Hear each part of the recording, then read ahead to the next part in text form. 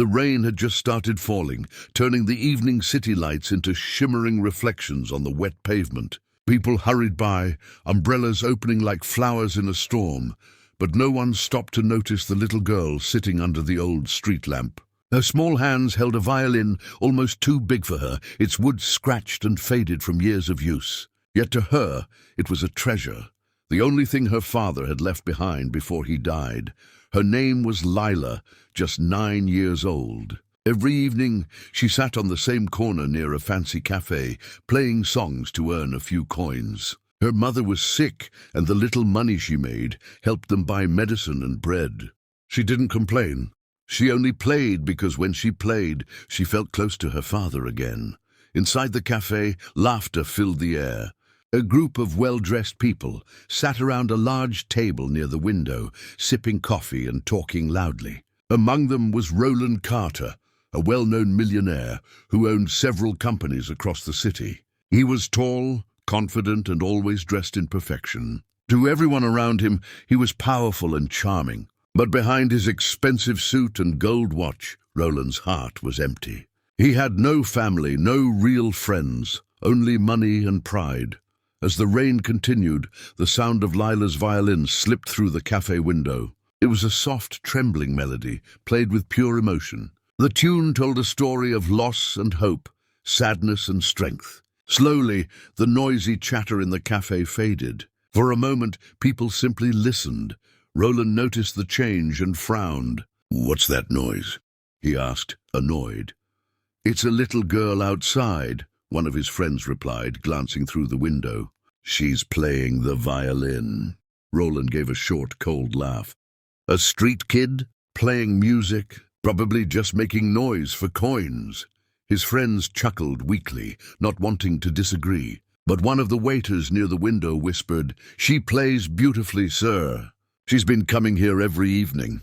Roland turned sharply. "Beautifully? That's what you call it," he mocked. "That's not music. That's desperation." He stood up, adjusting his coat, and walked outside into the light drizzle. The people at nearby tables turned to watch. The little girl didn't stop playing. Her eyes were closed, lost in her music, unaware that the city's richest man was standing right in front of her. Roland crossed his arms and spoke loudly so everyone could hear. "Hey, little one," he said, "are you trying to impress someone with that noise?" Lila slowly opened her eyes. Her brown hair stuck to her face from the rain, but she smiled politely. "I'm just playing, sir," she said softly. "It's my father's song." Roland raised an eyebrow. "Your father's song? And does your father know you're begging on the street?" Her smile faded. He's gone, sir." The crowd that had gathered went quiet, but Roland didn't notice. He was too caught up in his own arrogance. He looked at the small, broken violin and smirked. "You think you can really play? All right, let's make this interesting." People leaned closer, curious about what he would say next. "If you can play something that truly impresses me," Roland said, "I'll adopt you. You'll live in my mansion, wear fine clothes, and never have to beg again." Lila blinked in surprise. "Adopt me?" "Yes," Roland said, smiling cruelly. "But if you fail, you must promise to never play that violin in public again. I'll even buy it from you so people don't have to hear it anymore." A murmur went through the crowd. Some gasped. Others shook their heads. They could see he was mocking her, but no one dared to stop him. Lila held her violin tightly. Her heart pounded in her chest. "And if I play well?" she asked. "Then," Roland said with a smirk, "you'll be my daughter."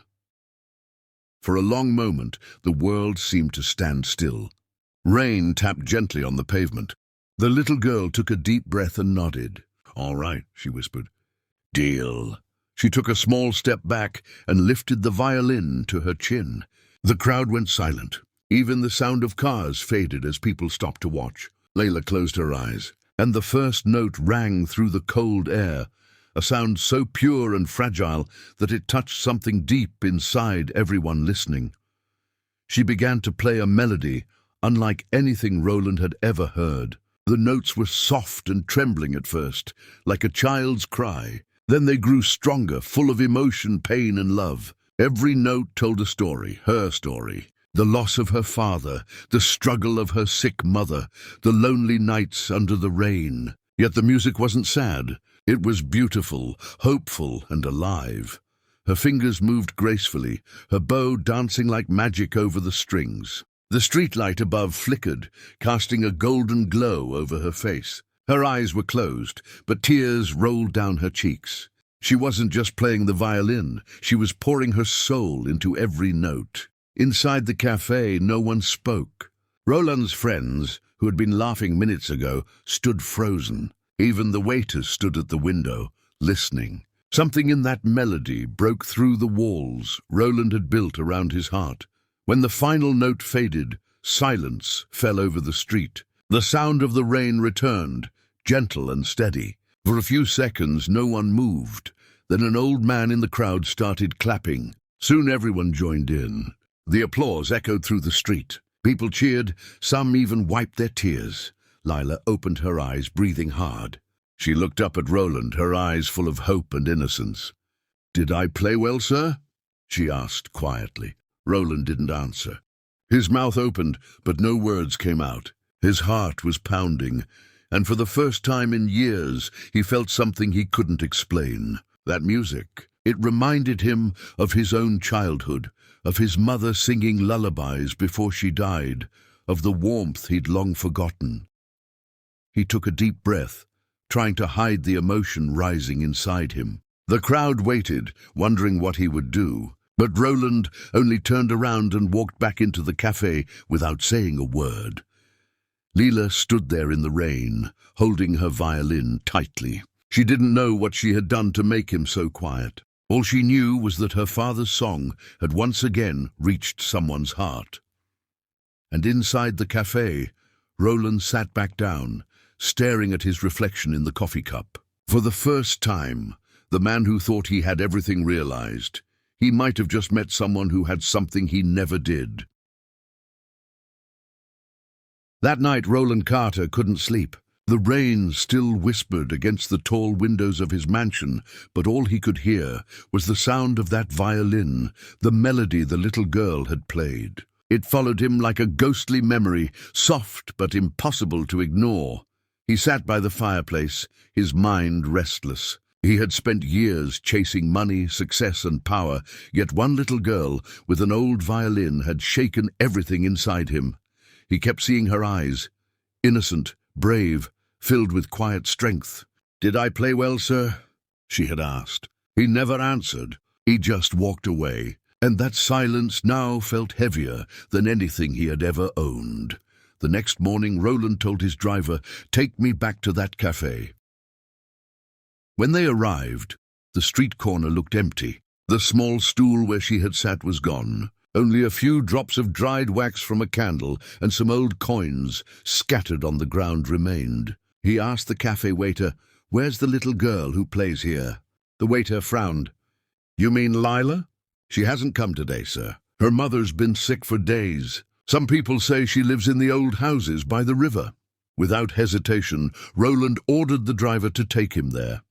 The riverbank was quiet and poor. The houses were more like broken sheds made of wood and tin. Children played barefoot, and the air smelled of smoke. Roland stepped out, looking out of place in his expensive coat. People stared at him, confused. Finally, he saw her, Lila, sitting outside a small shack, holding her violin close. Her eyes looked tired, but when she saw him, she stood quickly. "Sir," she whispered in surprise. Roland approached slowly. "Lila." "You didn't come to play today," she smiled faintly. "Mama got worse. I needed to stay." He glanced toward the small window where a pale woman lay coughing. The sight made his chest tighten. "Is she your only family?" he asked softly. "Yes," Lila nodded. "Papa died last year. Mama says music keeps him close. I play for her every night." Roland swallowed hard. He looked around the small dark room. No electricity, no food on the table, just love holding it all together. "I was cruel yesterday," Roland said quietly. "I shouldn't have mocked you." Lila looked confused. "You weren't cruel, sir. You gave me a chance to play. That's all that matters." Those simple words hit him deeper than any insult could. This little girl, who had nothing, was still grateful. He turned toward her mother, who opened her eyes weakly and tried to sit up. "You're the man from yesterday," she said in a trembling voice. Roland nodded. I came to check on you." The woman smiled faintly. "She talked about you all night. She said her music touched your heart." Roland looked down. "It did," he admitted quietly. "I haven't felt something so real in a long time." Lila's mother coughed softly. "She plays from her soul. Her father taught her that before the sickness took him." Roland knelt beside the bed. "Ma'am, she's talented. She shouldn't be on the street. Let me help you both." The woman hesitated. "We can't take your money, sir. We're used to little." Roland shook his head. "This isn't about money. It's about giving her a chance. A real chance." Lila's mother looked at her daughter, then back at him. "If you truly mean that, promise me one thing. Don't take her music away from her." "I promise," Roland said. That evening, Roland took them both to a private hospital. Lila's mother received treatment immediately. For days, Roland visited daily, bringing fresh flowers and food. Lila always brought her violin, filling the hospital corridors with gentle music that made everyone stop and listen. Nurses smiled, patients cried softly, and even the doctors paused in admiration. One afternoon, Roland sat beside her as she played by her mother's bedside. "Lila," he said after a while, "I've arranged for you to study music properly. There's a conservatory in the city. You'll have teachers, instruments, everything you need." Her eyes widened. "A real school for music?" He nodded. "Yes, and I want to sponsor you fully." Tears welled in her eyes. "But what about Mama?" Roland smiled gently. "She'll stay here until she's well. You'll visit every day. I'll make sure she's taken care of." Lila threw her arms around him suddenly. "Thank you, sir. I'll make you proud. I promise." For the first time in years, Roland hugged someone back, not out of duty, but out of love. Something inside him healed a little in that moment. Weeks passed. Lila's mother slowly recovered, though she remained weak. Lila began her classes at the conservatory, astonishing her teachers with her natural gift. She played with emotion that no training could ever teach. Roland attended every small performance she gave. Each time she played, the same melody from that rainy night returned, but now it sounded brighter, stronger, full of hope. One day, after her recital, Roland found her sitting backstage polishing her violin. "You've come a long way, Lila," he said proudly. She looked up and smiled. "Because you believed in me." He shook his head. "No, because you believed in yourself. I just listened." Lila hesitated. "Sir, can I ask you something?" "Of course." She took a deep breath. "That night when you said you'd adopt me, did you really mean it?" Roland looked at her, this small girl who had changed his entire world. He knelt down so they were eye to eye. "I didn't mean it then," he said honestly. "I was proud and foolish, but I mean it now. If you'll let me, I'd be honored to be your father." Her eyes filled with tears. She nodded silently, then hugged him tightly. "I'd love that, Papa." At that exact moment, Lila's mother appeared at the doorway, smiling through her tears. "He already is, sweetheart," she whispered. Roland looked up, his throat tightening. The woman's health had improved, and she had a peaceful glow around her. "Thank you," she said to him softly, "for giving her what I no longer could." Roland shook his head. "She gave me more than I ever gave her." From that day onward, Lila and her mother moved into Roland's mansion.